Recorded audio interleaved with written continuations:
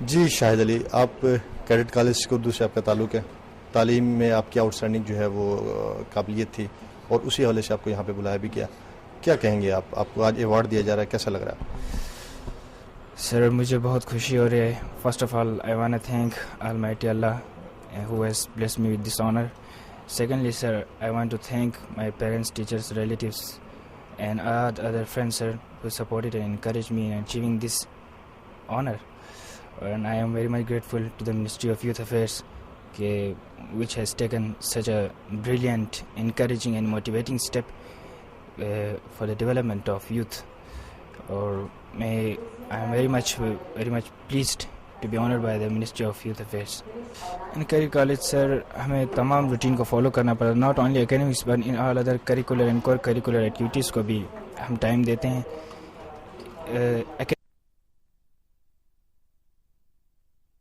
Type پہ اتنا زیادہ ایمفیسس نہیں دیتے ہیں, بٹ اٹس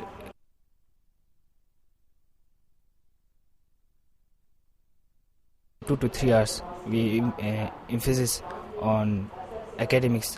آمنہ اور فہد، آپ دونوں کو شاید ایک ہی ایوارڈ دیا گیا دونوں کو.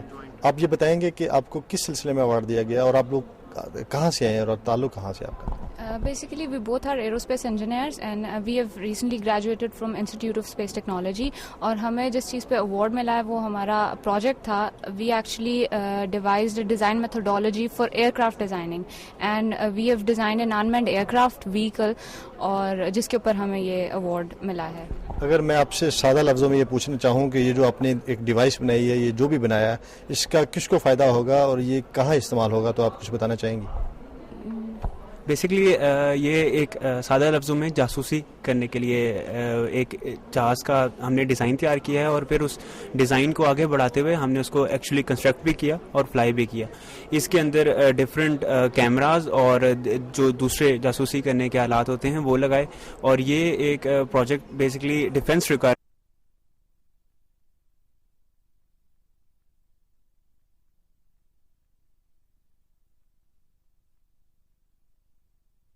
ایریل وہیکل ہونا چاہیے جو کہ ملک کے لیے ضرورت کے وقت کام آ سکے. تو آپ نے کتنا عرصہ اس پہ ریسرچ کی؟ ہم نے تقریباً اس پر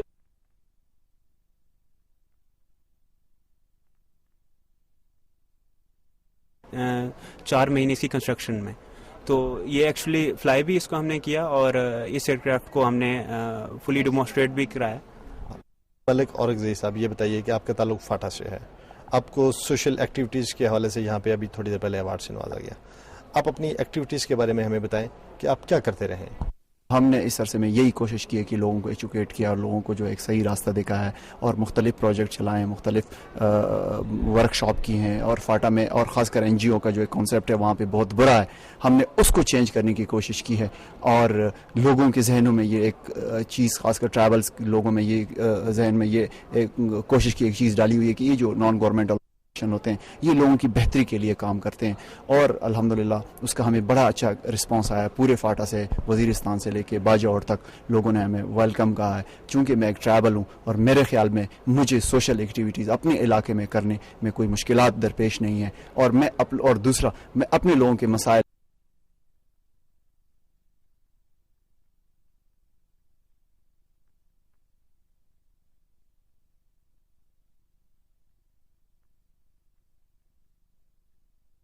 اور ابھی تک ہم اندھیروں میں بیٹھے ہوئے ہیں. آپ کو کیا اندازہ کہ وہاں پہ ابھی تک لوگوں کو جو بنیادی انسانی حقوق ہے وہ ہے ہی نہیں. وہاں پہ الیکٹریسٹی نہیں ہے، وہاں پہ روڈز نہیں ہے، وہاں پہ پانی کا سسٹم. اس سلسلے میں آپ نے کیا کیا، کس طرح کا ورک کیا؟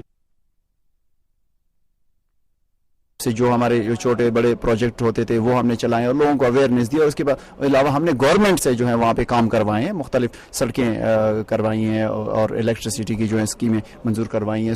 اسکول ایجوکیشن کے لیے ہم نے وہاں پہ. کوئی مزاحمت ہوئی آپ کو وہاں پہ؟ نہیں جی الحمدللہ. مجھے جو ہے خاص کر میں نے پہلے کہا کہ مجھے کوئی مزاحمت نہیں، بلکہ ان لوگوں نے ہمیں ویلکم کہا اور انشاءاللہ ویلکم کہیں گے. وہ نیشنل ایوارڈ 2007 میں گونگے بہرے لوگوں کے لیے جنہوں نے ڈیوائس بنائی وہ اس وقت ہمارے ساتھ موجود ہیں. آپ یہ بتائیے کہ آپ نے یہ ڈیوائس جو بنائی ہے یہ کیا ہے اور یہ کس طرح کی اور اس کے اوپر آپ کو کتنا وقت لگا؟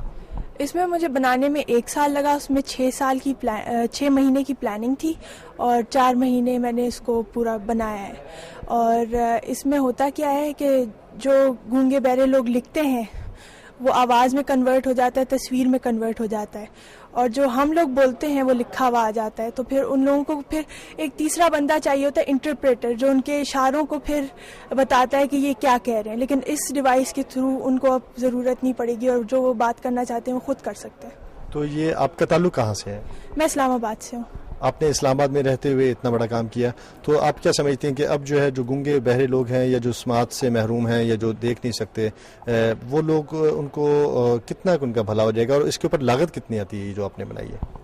یہ تقریباً 6,000 روپے تک کا ملے گا, کیونکہ یہ موبائل فون پہ میں نے سافٹ ویئر بنا کے ڈالے ہیں, تو کافی سستا ہے, کافی افورڈیبل ہے. وہ لوگ آرام سے خرید کے اس سے کام کر سکتے ہیں. اور آپ نے بتایا کہ یہ موبائل ٹیلی فون کے اوپر یہ سافٹ ویئر جو ہے وہ انسٹال ہوگا. ہر قسم کے موبائل فون پہ ہو جائے گا یا کوئی اسپیسیفک ٹیلی فونز ہیں؟ یہ جاوا کے پروگرام ہے, تو جاوا اس کے اندر ہونا چاہیے موبائلز میں.